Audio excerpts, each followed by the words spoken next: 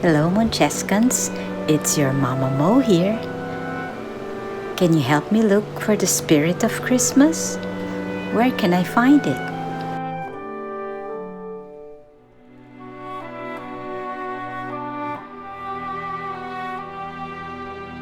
Welcome to my Christmas series.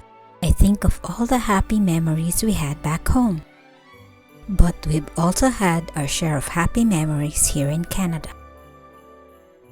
Let's journey through our happy memories in the best way I know how. Cooking and baking in the kitchen. Bibingka.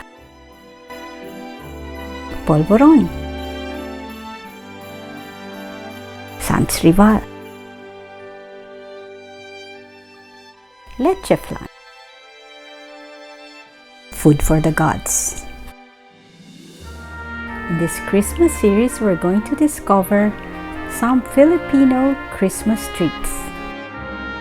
I'd like to say thank you to everyone who has been watching my videos. Thanks so much for your support. Maligayang Pasko! Merry Christmas!